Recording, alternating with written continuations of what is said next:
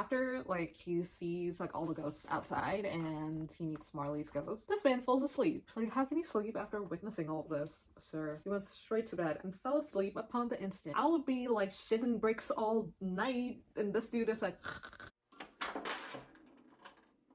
hi guys, this is Angelina. Welcome back to my channel. It's been a hot minute since I uploaded anything on my channel. I've been wanting to read A Christmas Carol by Charles Dickens for Christmas, but obviously that didn't happen. Today is like the 29th of December, but hey, 12 days of Christmas, so it's still Christmas time, it's still the holidays, and for the first time ever, I actually wanted to do a reading vlog. I have not done reading vlogs on my channel, and I ordered this copy for my bookshelf. I thought this was so pretty, just like look at it. Please focus, yeah. I mean, this is like ridiculously beautiful. I'm really happy I have it, and I'm thinking of annotating, and oh my gosh, it has like illustrations inside too. That's so cool. Yeah, I really want to read this. Maybe even like watch the movie later, because I remember watching it last year and it was fun. It's like very whimsical, very wintry, and yeah, it's like the holidays, and you know that because I have a freaking Christmas tree behind me. You can tell I have gained a lot of holiday weight on my face. I've gained the holiday 15. Also, I'm like wearing Steph merch. I love this. It's really cool. Shout out to Steph. Oh yeah, Charles Dickens, who wrote this book. So Charles Dickens was a huge part of my English lit curriculum back in elementary school for some reason. I don't know who made the curriculum. They added Oliver Twist, which we spent a whole year reading in, it was the 6th grade. And then we spent all of 7th grade reading A Tale of Two Cities. I don't know who made that curriculum, but they were apparently a big hoe for Mr. Dickens over here. Yeah, so I'm gonna read this. I also found the audiobook for this. We're gonna listen to that as we annotate and read this book. This is narrated by Professor Xavier himself, so Patrick Stewart has narrated this. Let's start. How pretty. Chapter 1, Marley's Ghost. Who the heck in Bob was Marley? The fact that I actually saw this movie and I don't remember anything. No, my pillow! My pillow, my pillow. I need back support. I got the back of an 9-year-old.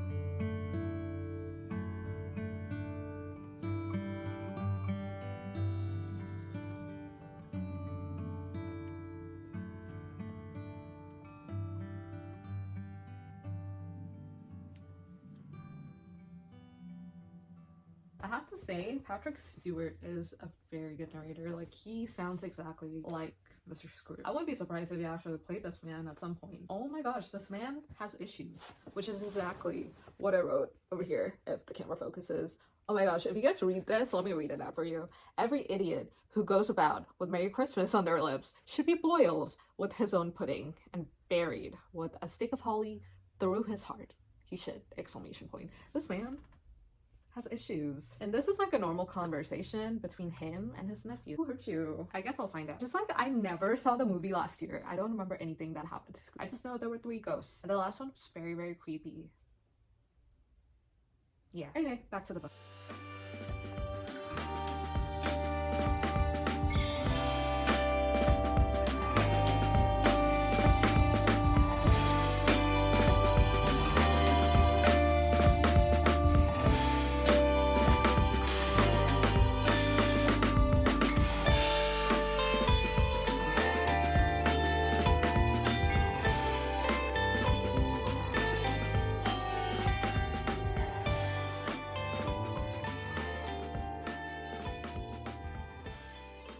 Reached the part where Scrooge meets Marley's ghost. Marley used to be business partners with Scrooge, and he had passed away 7 years ago. This is the scene where Scrooge is alone in his home, being grumpy and like essentially just mean, and just, I don't know, he has a stick up his ass is what I'm trying to say. And bells start clanking and things are just feeling a little off, and all of a sudden he sees Marley. He starts seeing Marley pretty much everywhere. And by the way, I'm going to be spoiling the entirety of this book because this is a classic and it's been out since the 1800s. So yeah, I'm going to be spoiling everything. I'm absolutely loving the illustrations in this book. So that's Marley over here, and that old man is so Scrooge.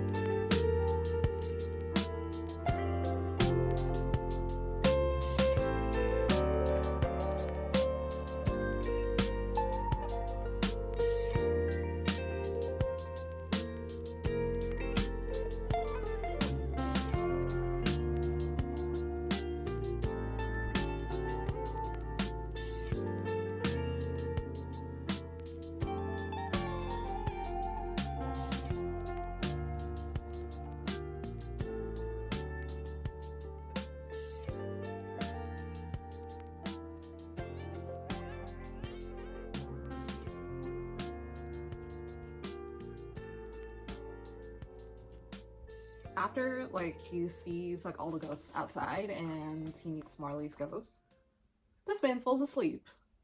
Like, how can he sleep after witnessing all of this, sir? He went straight to bed and fell asleep upon the instant.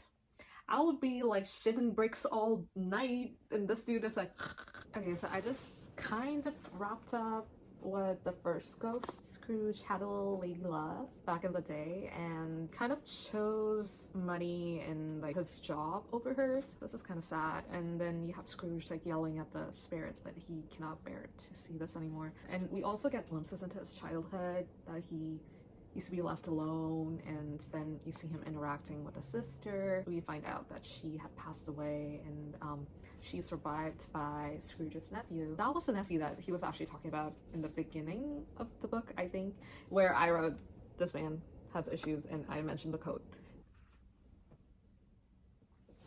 Okay, so I finished the second spirit, which showed him things that are happening currently in real time, which is like the present timeline.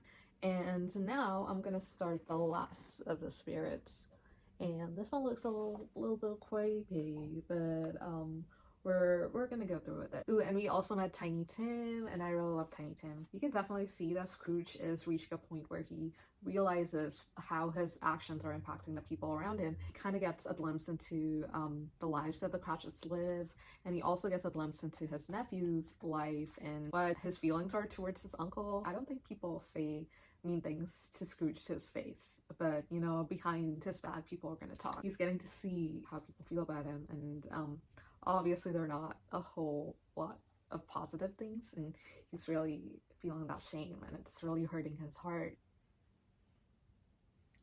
Okay, so for the third spirit, we see Scrooge after he's died. Well, he's not really died, but this is like the future timeline that he's getting to see through this spirit, and he's seeing that a lot of people are actually happy he has died, and that's just obviously, I think we kind of forget that Scrooge is a human after all, that even having people loathe him like that, I feel like he's never been in direct contact of people expressing their displeasure over Scrooge's attitude. He's kind of like, I feel like he's almost shielded himself from it. Like, he has acted badly with people and he's gone about his day, but he has never like really seen the repercussions of it, how people like react behind his back, and what kind of feelings they're harboring in their heart against Scrooge. And he is at this moment exposed to those feelings. He's seeing that people are so happy and so like elated almost to see him die. There's this moment in the book where he's asking the spirit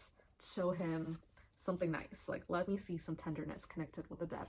Like he wants to see people actually mourn him, and you kind of see Scrooge's humanity in this scene. And you know, like he is a human being who has feelings. He is feeling his emotions, and he, you know, it's hurting his heart to see people think of him in this way. And Charles Dickens has done a beautiful job showing the complexities in this character, because we see him at the beginning of the book as this very headstrong person who like won't take no for an answer. If he wants his money, he will get his money, and he is so like stern and very not willing to be flexible with his clients. It is a beautiful story arc, I have to say. We see Scrooge being super mean, and we kind of see the iciness around his heart thaw out a little bit. And here I feel like we've reached that breaking point for the ice over here, and it's just a delight to read about it. Honestly, it's beautifully done. You know how they were showing a possible future for Mr. Scrooge, in this reality Tiny Tim dies, and that was so sad. That's why I started crying. I'm like, no, I'm such a sensitive person. I hate that. Like, it's very easy for me to cry in books, but obviously that's not how things turn out. I think we're in the final part of the book, yeah. So we have Mr. Scrooge. He sees his name on the gravestone. He's begging the spirit that this cannot be real. This cannot be my reality. Is it possible that this is like a plausible future, not like the actual future that's gonna take place? And he finds himself in his bed again, and he is obviously elated and happy, and it's just, he's relieved that this is not his future, and he still has time to rewrite his future. And yeah, I think this is almost the end, so I'm gonna finish the book and tell you guys what I think. Okay, I just finished it, and it definitely gives you the holiday fuzzies, you know? Like, you read something and you just feel like, oh.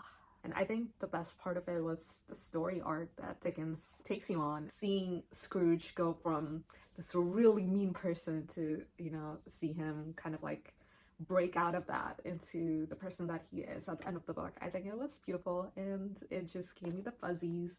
It made me cry. Tiny Tim did not die at the end, and I love that it's like capitalized. Like, he did not. Like, let me show you. You see this? Okay. Bruh, you need to focus. Okay, Tiny Tim did not die. He did not. Like, thank you for confirming that for me, because I was very worried for my bestie, okay? Like, I was shedding tears for him. But I love that I bought this, and I think I'm gonna read it every single Christmas from now on. And I'm gonna do a better job annotating, because I just freaking wrote one word and underlined one line. As you can see, if this focuses, gosh, girl, please focus.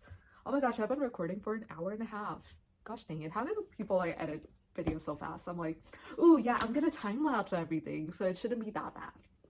But yeah, I actually haven't shot a video and edited it in a while, so it should be fun to get back into the groove of things, and I'm excited. So yeah, guys, happy holidays. I hope you're having the best time with your family and your loved ones and the people you choose to call family, and with obviously the best food, because obviously that's the most important part of the holidays, eating and being in a food coma for days and days on end. That sounds like a good time. Yeah, so thank you for watching this video. It's been great. I absolutely love reading this, and I can add one more book before the end of the year to my Goodreads. And yeah, it was awesome. Thank you for watching this video, and I'll catch you guys in the next one. Happy holidays. Bye.